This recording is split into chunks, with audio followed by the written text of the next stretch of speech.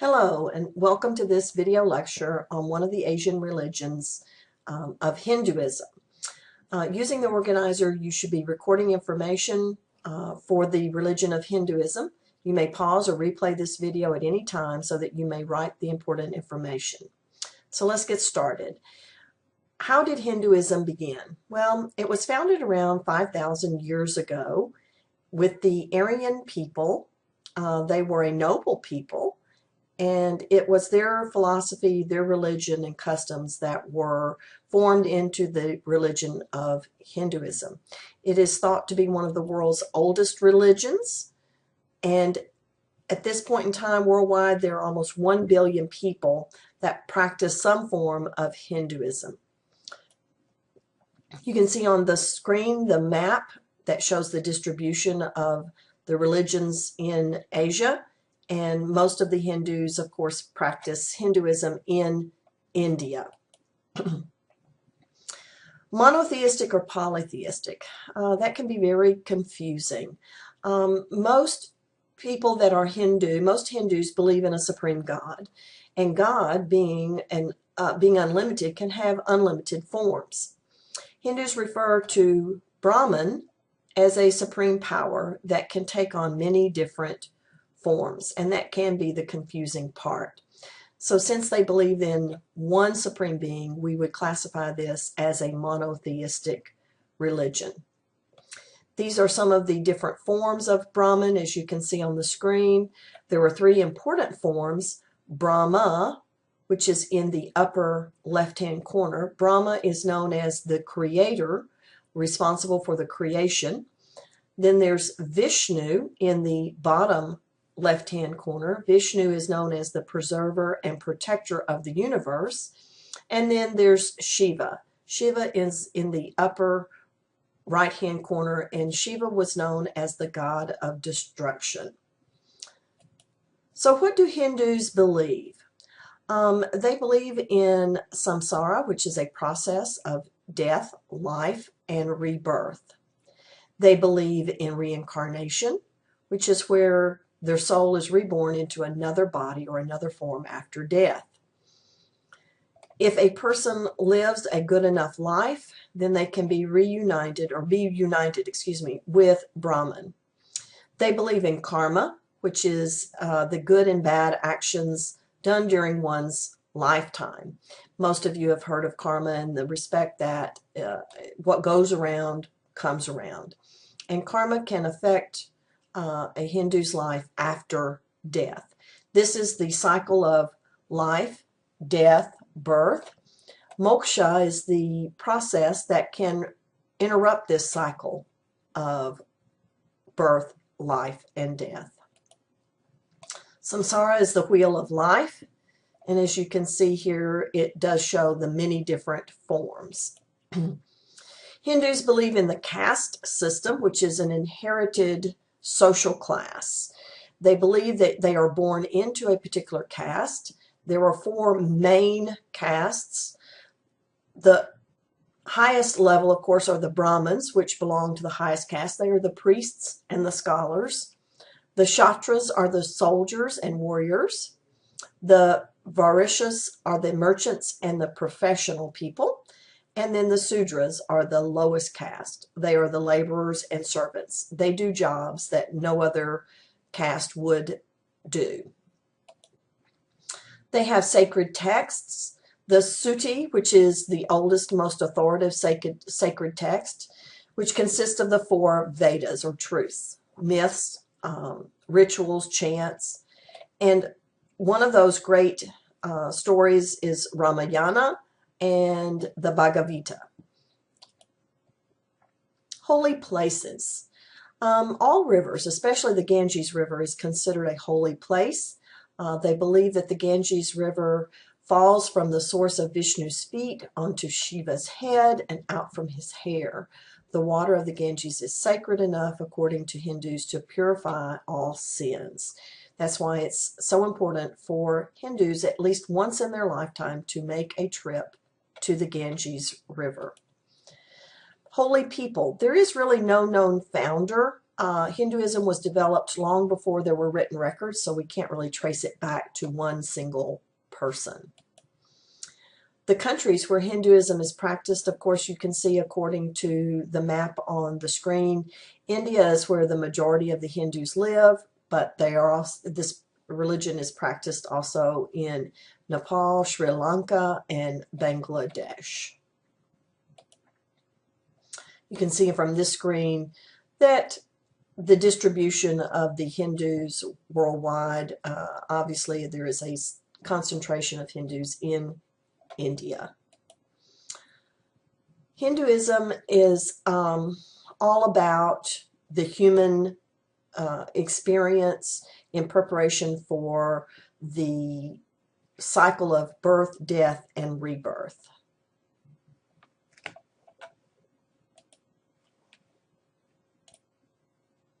Please see the next video on Buddhism for a continuation in this series. Thank you.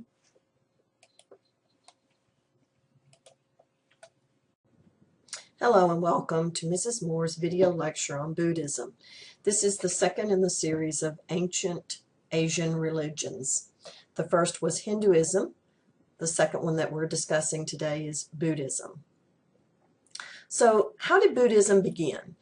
Buddhism began around 2,500 years ago with a prince named Siddhartha Gautama, who began to question his sheltered, luxurious life in his palace.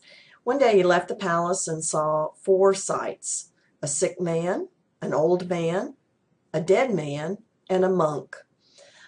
These sights were said to have shown him that even a prince cannot escape illness, suffering, and death. The sight of the monk told Siddhartha to leave his life as a prince and become a wandering holy man, seeking the answers to questions like, why must people suffer? What is the cause of suffering? Siddhartha spent many years doing many religious practices such as praying, meditating, and fasting, until he finally understood the basic truths of life. This realization occurred after sitting under a tree in Bodh Gaya, India, for many days in deep meditation. He ultimately gained enlightenment, or nirvana, and was given the title of Buddha, which means enlightened one. Buddhism was founded in India and quickly spread throughout Asia. Monotheistic or polytheistic. Like Hinduism, this can be confusing. And Buddhism is really considered a non-theistic or no worship of gods. They do believe in spirits, but they don't worship them. Buddha was considered only a teacher, not a god. Basic beliefs. Basic beliefs of Buddhists, similar to Hindus. They believe in reincarnation, which is where the soul is reborn into another body or another form after death. And depending on how well they live their life, that can affect their life in their reborn state. Karma is the idea of good and bad actions done during one's life. Again, as I mentioned in the earlier video, karma you are familiar with in the term or in the phrase, what goes around comes around.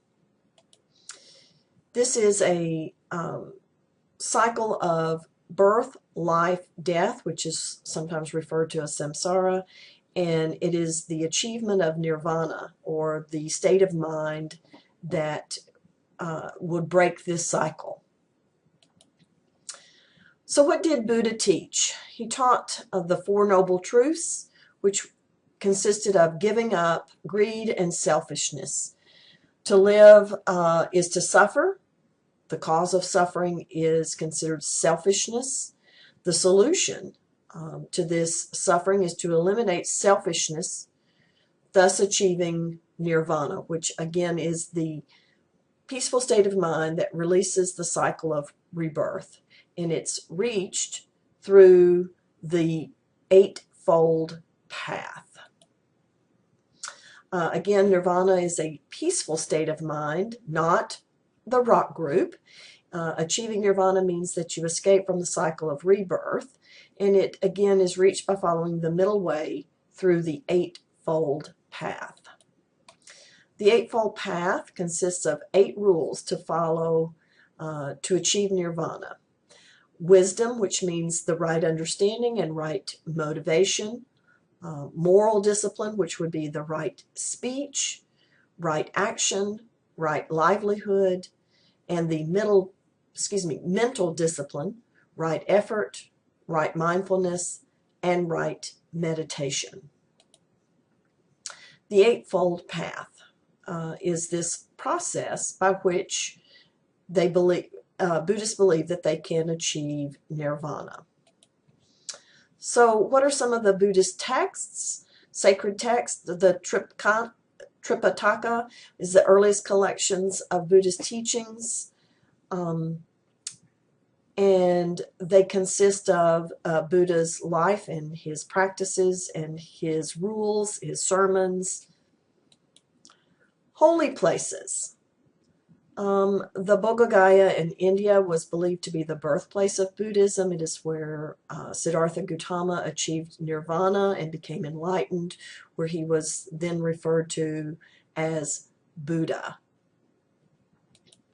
The founder, of course, is Buddha, the enlightened one, also known as Siddhartha Gautama.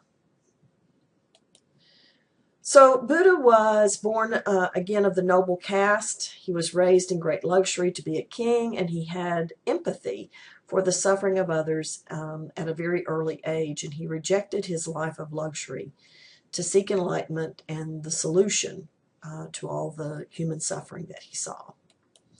The spread of Buddhism. Within 2 centuries after the Buddha died, Buddhism began to spread north and east into Asia.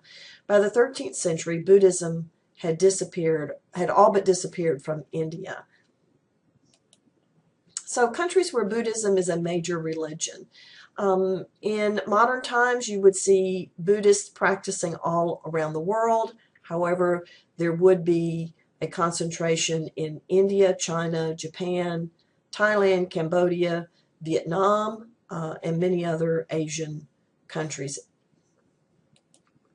As you can see here on the map, the 2 different branches or sects of Buddhism mostly practiced again in the northwestern part of China, along into Myanmar, Thailand, Laos, as you can see here on this map.